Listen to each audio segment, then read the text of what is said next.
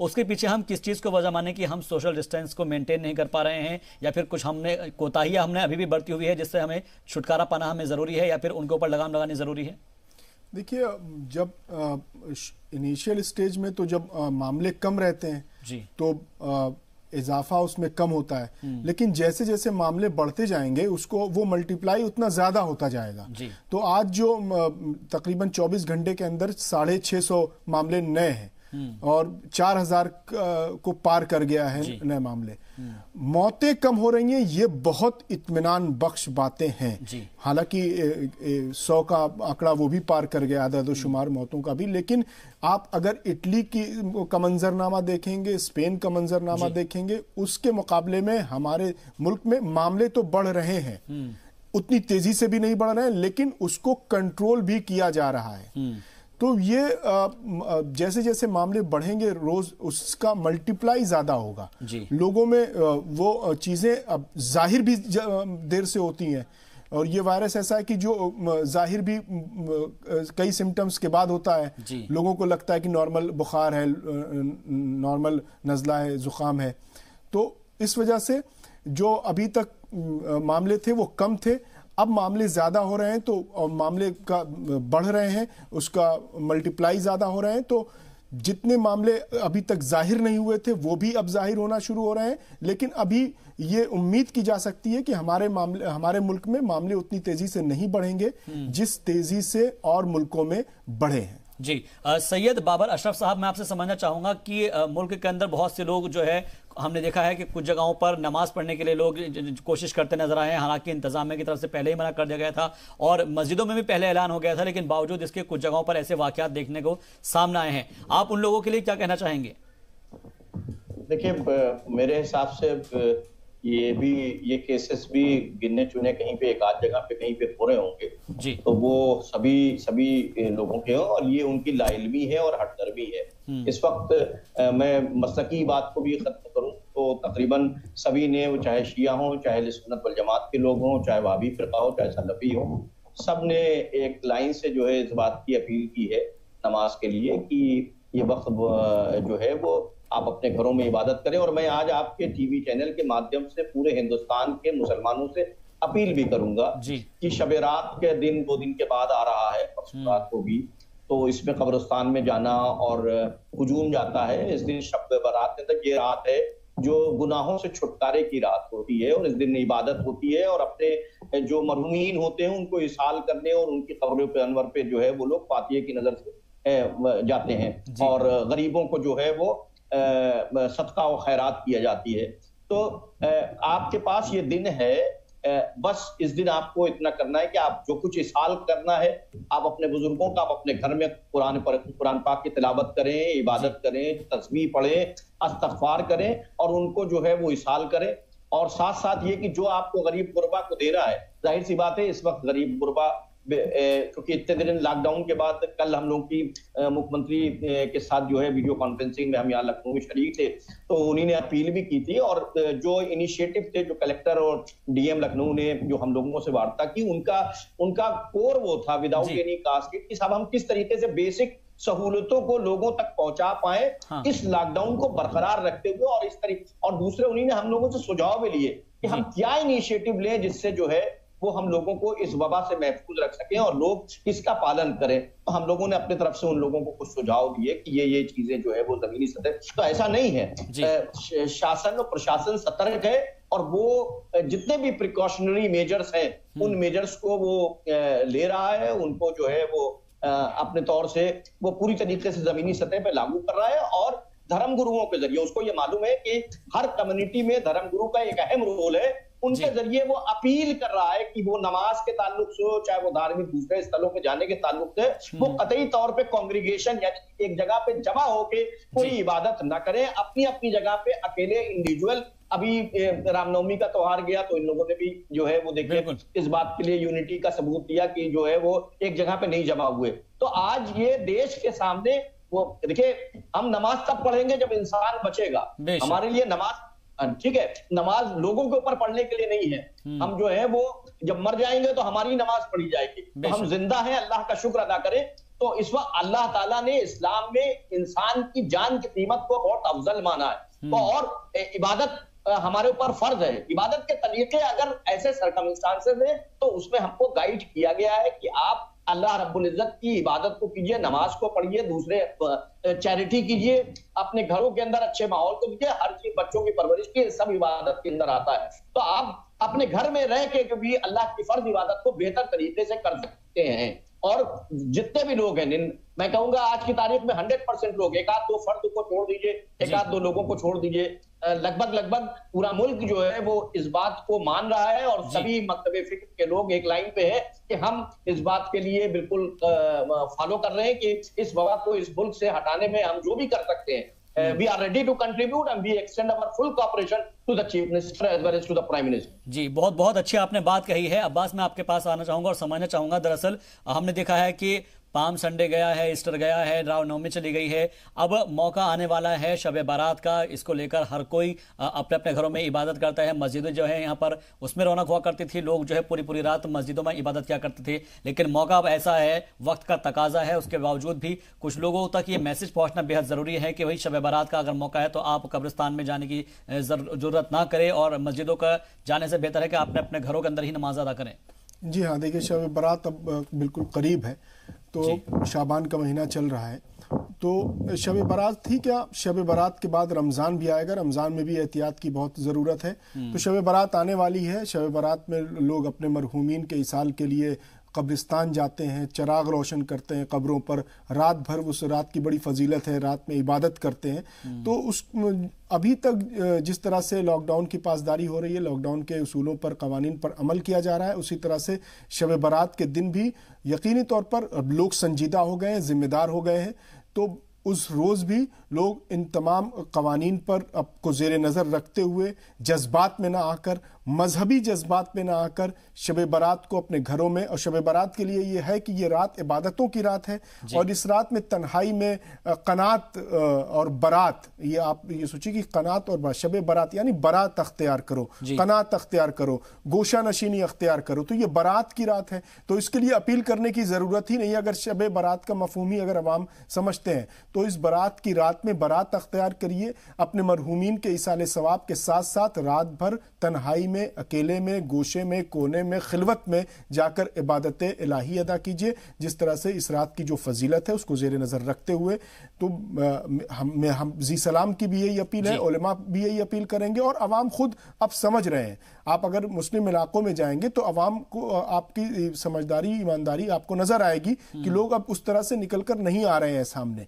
उलमा कराम की बातों को मान रहे हैं। जब नमाजें नहीं हो रही हैं तो फिर शब बारात के दिन भी इसी तरह का अपना किरदार पेश करना होगा, इसी तरह का मुजाहरा करना होगा। और जो कुछ खबरें आती हैं कि कुछ शहरों में, कुछ पुराने इलाकों में बाइक स्टंट होता है, लोग बाइक रेसिंग होती है, उससे भी इस साल मुझे तो नहीं उम्मीद है कि कोई इस तरह का अमल अंजाम देगा।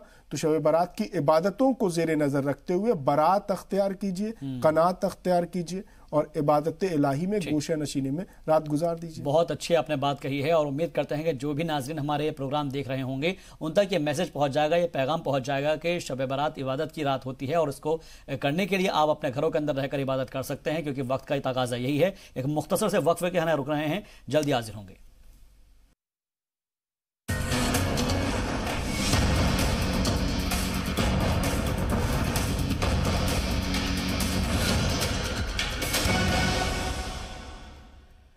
ब्रेक के बाद आपका एक बार फिर से इस्तकबाल है और लगातार हम इस बात को लेकर चर्चा कर रहे हैं कि आखिर कोविड-19 का मामला मुसलसल बढ़ता चला जा रहा है। हालांकि हिंदुस्तान के अंदर अभी भी थोड़ा अमन ज़रूर है, लेकिन जो अभी तक का जो आदाद शुमार है वो 111 पर पहुंच चुका है और इसलिए कहा जा रहा है कि आप यहां पर जो है सोशल डिस्टेंस को कायम रखिएगा। हमारे जो खास मेहमान हैं इस वक्त जुड़े हुए हैं, सैयद बाबर अशरफ साहब जुड़े हुए हैं और साथ ही वो इस वक्त हमारे साथ नहीं है। इसके अलावा मंजूर नियाजी साहब हमारे साथ जुड़ गए हैं और अब्बास मेहदी हमारे साथ जुड़े हुए हैं। मंजूर नियाजी साहब, बहुत बहुत इस्तकबाल आपका जी सलाम पर। मंजूर जियाई जी, मंजूर जियाई साहब जी, हम आज बात कर रहे हैं मंजूर जियाई साहब कि जिस तरीके से लगातार ये मामले बढ़ते चले जा रहे हैं और जो ग्राफ है वो 111 पर पहुंच गया है। मुल्क के वजीर आजम ने कल भी देखा था, हमने चरागा जलाने के लिए कहा था और बताया था कि आप दिया जलाइएगा, मोमबत्ती जलाइएगा या फिर टॉर्च की लाइट जलाइएगा, उसकी सभी ने पासदारी की है। लेकिन बावजूद इसके कुछ लोग इसको जो है दूसरे वे में ले लेते हैं और अपने तरीके से एक सस्ती लोकप्रियता हासिल करने के लिए अलग अलग तरीके से बयान देना शुरू कर देते हैं। उसको आप किस नजरिए से देखेंगे? देखिए, दो बातें हैं। सबसे इम्पोर्टेंट बात यह है कि इसको हर एक बात को प्राइम मिनिस्टर की किसी एक एंगल में ले जा करके दूसरे तोहमत लगा करके कि उन्होंने इसी एंगल से कहा होगा। अरे भाई साहब, आपने उसके एंगल को क्या समझा? जी, बात यहाँ पर है कि बत्ती जलाने की ममानियत करने वाले लोग अगर इस बात को देखें और समझें कि अभी जब शाहीन बाग का मामला चल रहा था तो लगातार सब लोग बत्तियां लेके घूम रहे थे जी। जब कोई इशू हो जाता है तो बत्तियां लेकर के जाते हैं, तो क्या वो शर्किया काम तो नहीं हो जाता है? तो ऐसी सूरत हाल में हर एक चीज पर उंगलियां उठाना, हाँ, उंगलियां उठाने के बजाय सवाल जरूर पैदा ये होता है कि ऐसे वक्त में बत्तियां जलाएं, उसमें कोई दिक्कत नहीं है, लेकिन उन माइग्रेंट लोगों के बारे में सोचना होगा जो खाने पीने से भी मोहताज हैं, जिनकी जिंदगी अजीरन हो गई है, अपनों से दूर, परायों से दूर, ऐसे मोड़ पर खड़े हैं जिनके पास खाने पीने का नज्म नहीं है। तो उन तमाम रियासतों के जिम्मेदारों ने अपने की कमियां हैं, इस पर सवाल किया जाए तो समझ में आएगा कि टेस्टिंग हो, इस पर सवाल हो। किसानों के मामला जो पूरे मुल्क के अंदर में किसान परेशान हाल है, उनकी फसलें पक करके तबाह हो रही हैं, इस पर क्या आलाए अमल है, उस पर गुफ्तगू की जाए, ये बात वाजिब होती है। महाराष्ट्र से मैं आता हूँ, महाराष्ट्र में अंगूर की बड़ी खेती होती है। देखिए, पूरा अंगूर सड़ के खत्म हो चुका है, उनका फ्यूचर दाव पर लग चुका है, लोग परेशान हाल है, उस पर बात होनी चाहिए। लेकिन किसी मसले को इस एंगल से दे देना कि नहीं प्राइम मिनिस्टर ने कह दिया तो सब गलती कह दिया, ये बिल्कुल मुनासिब नहीं है। इस बात को हमें और आपको बहुत बखूबी समझना चाहिए कि हर वक्त अपने जेरे लब हमेशा नुक्ताचीनी हो, ये मुनासिब भी नहीं है। अगर कुछ अच्छा काम हो रहा है तो उसकी सराहना, हाँ, कुछ कमियां हैं तो उस कमियों के बारे में कहना हम सबकी जिम्मेदारी बनती है।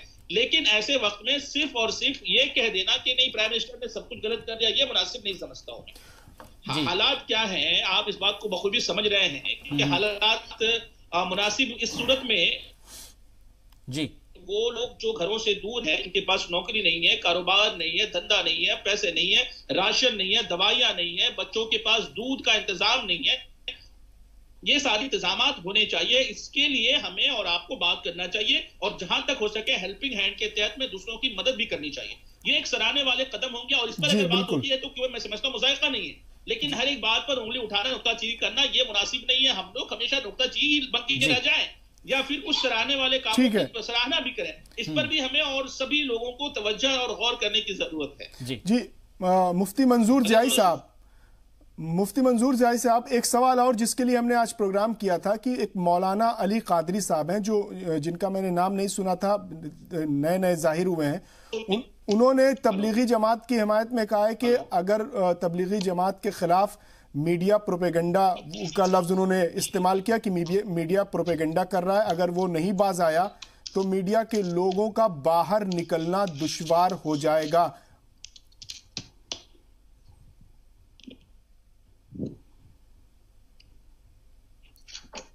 मुफ्ती मंजूर ज़ियाई साहब, आपको मेरी आवाज मिल पा रही है? जी हाँ, आपकी आवाज आ रही है। आपको क्या हमारी आवाज मिल पा रही है?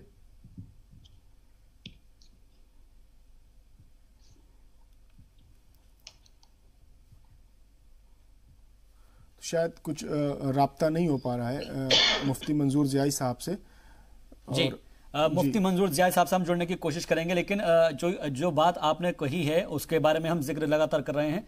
अब्बास, एक चीज़ और समझने वाली बात यहाँ पर यह है कि यहाँ पर जो मामला है वो लोग एक दूसरे के ऊपर नुक्ताचीनी करने के अंदर वक्त गुजार रहे हैं, और जिस तरह के जिन मौलाना के बारे में आपने बताया है कि जो ये कादरी साहब आए हैं, इनके बारे में लोग कह रहे हैं, अलग अलग तरह के बयान कर रहे हैं, हालांकि हम लोग इसको तरजीह नहीं देते, लेकिन हालात ऐसे बन जाते हैं कि इनके ऊपर बात करनी भी ज़रूरी हो जाती है ताकि लोग इन ऐसे मौलानाओं से कम अवेयर रहें। जी हाँ, इसीलिए मैंने मुफ्ती मंजूर ज़ियाई साहब से भी यही सवाल किया था ताकि उनका भी रिएक्शन पता चल जाए, उनके तासुरात क्या हैं ये भी पता चल जाए, ताकि ज़्यादा से ज़्यादा लोगों के दरमियान पॉजिटिव मैसेज जाए, लोगों के बीच एक अच्छा और बेहतर माहौल बने। जिस तरह से आप देख रहे हैं कि दूसरी दुनिया में अगर आप नज़र दौड़ाएं तो दूसरे मुल्कों में जिस तरह की सूरत हाल है उसके मुकाबले हमारे मुल्क में हालात बहुत काबू में है, बहुत कंट्रोल में है। जितनी बड़ी हमारी आबादी है, जितना बड़ा हमारा समाजी ताना बाना है, जिस तरह से लोग बिना, आप यूरोप में तो समाजी सिस्टम उतना मजबूत नहीं है, समाजी ताना बाना, लोग एक दूसरे से बहुत कम मिलते हैं, बेटा भी अपने बाप से हफ्तों बाद मिलता है। लेकिन हमारे मुल्क के समाज का मिजाज बिल्कुल अलग है। हम अगर अपनी नौकरियों से वापस लौटते हैं और घरों पे जाके वक्त कम है, उसके बावजूद अगर हम पड़ोसियों से न मिले, अपने दोस्तों, रिश्तेदारों, यारों से मुलाकात ना करें तो शायद नींद ना आए। हिंदुस्तान के समाज का मिजाज ये है। ऐसे में ये बड़ा खौफ था, बड़ा खदशा था कि ये जो वबा फैली है ये कहीं बहुत बड़ी शक्ल ना अख्तियार कर ले, बहुत विकराल रूप न धारण कर ले। लेकिन अल्लाह का शुक्र ये है कि हमारे इंतजामिया ने, हुकूमतों ने, सरकारों ने इस पर बहुत अच्छी तरीके से कंट्रोल किया है और अवाम ने बड़ी संजीदगी दिखाई है। बहुत ही संजीदगी के साथ जो सरकारी हिदायतें हैं उस पर अमल कर रहे हैं अवाम। तो पूरी तरह से जो हमारा समाजी ताना बाना है उसको देखते हुए अल्लाह का शुक्र है कि हमारे यहाँ वो मंजरनामा नहीं है, वो सूरत हाल नहीं है जो इटली और स्पेन में जो खबरें वहां से हमें मौसूल हुई थी। बेशक, बहुत अच्छा ये बात आपने कही है। और इसके अलावा एक बार फिर से जो है मुफ्ती मंजूर साहब हमारे साथ जुड़ गए हैं। अब्बास साहब, आप कुछ सवाल करना चाह रहे थे। मुफ्ती मंजूर जाई साहब, मौलाना अली कादरी कोई मौलाना है, वो अभी नए नए जाहिर हुए हैं, मैंने तो अभी इससे पहले नाम और सूरत भी नहीं देखी थी। उन्होंने कहा है कि मीडिया जमात, तबलीगी जमात के खिलाफ प्रोपेगेंडा कर रहा है, अगर वो इस प्रोपेगेंडा से बाज नहीं आता तो मीडिया के लोगों का सड़कों पर निकलना दुश्वार हो जाएगा। अब्बास भाई, आपकी आवाज बहुत ब्रेक होके आ रही, लेकिन मैं जितना सुन पाया हूं मैं उसका जवाब देना चाहूंगा, अगर आपके व्यूअर मेरी बातों को सुन पा रहे हो तो। जी, सबसे पहले अली साहब जो है, कादरी साहब, ये कहां से आए हैं इस बात को तो मैं भी नहीं जानता, लेकिन उन्होंने जो बातें कही हैं वो बिल्कुल नाजेबा हैं। किसी को सरेआम धमकी देना, वो भी किसी को भी सरेआम धमकी देना या उसके ऊपर में बातें करना, ये बिल्कुल मुनासिब नहीं है। और फिर उलमाओं पर भी उंगलियां उन्होंने उठाया है और वो बात उन्होंने कहने की कोशिश की है कि सारे उलमा जो जाते हैं वो सब बिका हो। ये बहुत शर्मिंदगी वाली बात है। आप ही बताएं कि आपके चैनल पर हम लोग आते हैं तो कभी कुछ लेते देते नहीं, हम अल्लाह रसूल के हिदायत के मुताबिक वो काम अपने उम्मत के लोगों, अपने रसूल सल्लल्लाहु अलैहि वसल्लम की उम्मत के लोगों तक पहुंचाना चाहते हैं, जो सही मानों में सही बातें और मुआशरे की सही बातें वो पहुंचाना ही चाहिए हर एक शख्स को। और मीडिया का माध्यम भी यही है कि सही बातें लोगों तक पहुंचाई जाए। लेकिन इस तरीके की बातें करना बिल्कुल नाजिबा है, जो कि अखलाक से भी गिरी हुई है। और मैंने सुना है कि उन्होंने कहीं माफी भी मांग लिया है। जी, लेकिन एक बात जो बहुत ही खुल करके सामने आ रही है वो दरअसल ये है कि मुआशरे में जिस तरीके से कमियां हैं, कमियों पर बात ना हो करके किसी और मुद्दे पर बात हो रही है। मीडिया की बात नहीं कर रहा हूं, लोगों की बात कर रहा हूं। बात ये होनी चाहिए आज के वक्त में कि लोगों की दिक्कतों को कैसे दूर किया जाए, ये आवाम को भी चाहिए। अगर ये मीडिया पर उंगलियां उठाते हैं तो ये खुद उस उंगलियों में, उनके हाथ भी उसी उंगली, ये उंगलियां भी उनकी उसी चीज में फंसी हुई है, क्योंकि इन्होंने भी उन पर सवाल उठाना है, इन्होंने भी उन पर सवाल उठाना है। तो ये सवाल और जवाब का सिलसिला एक दूसरे पर आरोप प्रत्यारोप का सिलसिला ये चलना ये मुनासिब नहीं है। इसका मुल्क ये है कि मुल्क के अंदर में कोरोना ने अपना पैर जमाया है और इससे बचने के लिए हमारे पास तरकीबें क्या हैं, अपने मुआशरे के लोगों की फिक्र क्या है, इस पर काम होना चाहिए, ना कि किसी पर उंगलियां उठाने का। अगर आज तबलीगी जमात निकल करके आ जाती, उनके जिम्मेदारान बाहर आ जाते और खुलेआम आकर के वीडियो करके लोगों से बता देते कि हमसे जो हुआ गलती हमारी हो गई है, तो ये मीडिया ट्रायल अगर आप कहते तो ये बंद हो जाता। जो लोग ये कह रहे हैं ये मीडिया ट्रायल है, तो मीडिया ट्रायल आखिर आपने मौका दिया है ना मीडिया ट्रायल का, आखिर ये मौका क्यों दिया है? तबलीगी जमात के लोग बाहर क्यों नहीं आ रहे? उनके जिम्मेदार मौलाना साद कांदलवी बाहर क्यों नहीं आ रहे? उनको बाहर निकल करके सरेआम मुल्क से माफी मांगना चाहिए और उनके अनुयायी जितने हैं, मानने वाले, जानने वाले, उनके मुरीदीन, मुतवस्सिलीन, उन सब से वो ये कह देते कि आप जहां भी हैं अपने अपने घरों से निकल करके तिब्बी सेंटर में जाकर के अपना इलाज कराएं, खुद को क्वारंटाइन करें और क्वारंटाइन के साथ साथ वहां पर अगर आप बीमार हैं तो आइसोलेशन में आप जाए ताकि आपकी हिफाजत हो सके और मुल्क की भी हिफाजत हो सके। तो ये तो साहब आपने किया नहीं, और अगर आपने ऐसा काम नहीं किया तो फिर उंगलियां उठाना ये कहां का सेवा देता है? तो ऐसी सूरत हाल में हमें अपनी रिस्पांसिबिलिटी को, अपनी जिम्मेदारी को समझना होगा। कहीं ना कहीं हमारे अंदर भी खामियां हैं, उन खामियों को भी हमें दूर करना पड़ेगा। अगर किसी पर उंगली उठाए तो हमें देखना पड़ेगा कि 4 उंगलियां हमारी तरफ भी आती हैं और हमसे सवाल करती हैं कि आपके अंदर की खामियां क्या है, उसके ऊपर में तवज्जो दीजिए। जी, उनके ऊपर भी तवज्जो देना, ये हम सबकी जिम्मेदारी बनती है। बिल्कुल। एक सवाल और मेरे जहन में आ रहा है, क्योंकि शब बारात का मौका नजदीक आ रहा है, ऐसे में आपसे एक पैगाम चाहूंगा कि हमारे नाज़रीन के लिए कोई आप पैगाम दे, ताकि जो लोग चरागा करते हैं या फिर नफले की अदायगी करते हैं उसके लिए, या फिर कब्रिस्तान जाने की कोशिश जरूर करेंगे, ऐसे लोगों के लिए क्या पैगाम देना चाहेंगे? मैं एज अ मुफ्ती मुंबई के अंदर में, महाराष्ट्र के अंदर में, और आपके माध्यम से पूरे हिंदुस्तान के देशवासियों से अपील करता हूं कि खुदारा अपने मस्जिदों को लॉक करें, अपने घरों में इबादत करें, कब्रिस्तान बिल्कुल ना जाएं। आप कब्रिस्तान अगर जाने की लिए कोशिश है तो आपकी मौत हो जाएगी, तो आपको कब्रिस्तान भेज दिया जाएगा। आपको जिंदा रहना है तो आपको घर में रहना होगा, यहाँ इबादत करनी होगी, यहाँ से दुरूद सलाम पढ़ना होगा, यहाँ से बैठ करके दुआएं मगफिरत की करनी होगी, यहाँ से जिक्र अस्कार करने होंगे, तौबा इस्तगफार करने होंगे अपने घरों में बैठ करके। अगर आपको जिंदगी प्यारी है तो रसूलुल्लाह ने फरमाया है आप अपनी जान की हिफाजत करें। कुरान कहता है कि अपने आप को हिलाकत में ना डालें। ऐसी सूरत में भी अगर हम हिलाकत में जाना चाहते हैं तो फिर कब्रिस्तान आपको चार कंधों पर जाना होगा, ना कि आप पैदल कब्रिस्तान जा पाएंगे। तो मैं आपसे अपील करता हूं तमाम लोगों से कि आप अपने आप को महफूज रखें, अपने घरों में रहें, और शब बरात के मौके से, जो कि एक बड़ी रात है, मगफिरत की रात है, तो अपने घर में बैठ करके दुआएं मगफिरत करें और अपना बचाव करें, अपनी जान की हिफाजत करें। कब्रिस्तान ना जाएं, मस्जिद भी ना जाएं, और अगर आप भीड़ भड़ाका करेंगे तो यकीनन है कि उसकी वजह से कोरोना के बढ़ने का खदशा है, और अगर आप ना जाएंगे तो कम से कम ये खदशा कम हो जाएगा। बहुत ये उंगलियां जब उठती हैं तो इस बात को समझ लें कि कम से कम अपने आप को संभालें और मुल्क को संभालने के लिए अपना योगदान दें। जी, बहुत अच्छी आपने बात कही मुफ्ती मंजूर ज़ियाई साहब, आपका बहुत बहुत शुक्रिया। इसके अलावा हमारे साथ सैयद बाबर अशरफ साहब जुड़े थे, वाइस चेयरमैन अजमेर शरीफ दरगाह कमेटी का, उनका भी बहुत बहुत शुक्रिया। आसिफ इकबाल का भी बहुत बहुत शुक्रिया, और सैयद अब्बास का भी बहुत बहुत शुक्रिया। कुल मिलाकर अब यही इल्तिजा है, अपील है, गुजारिश है कि आप अपने घरों में रहिए। कुछ दिनों की बात और बाकी है, लॉकडाउन मुकम्मल हो जाएगा, उसके बाद वज़ीर आज़म मोदी की तरफ से जो भी अपील की गई है उसकी पासदारी जरूर करें, अपने घरों में ही रहे, ताकि जो कोरोना का जो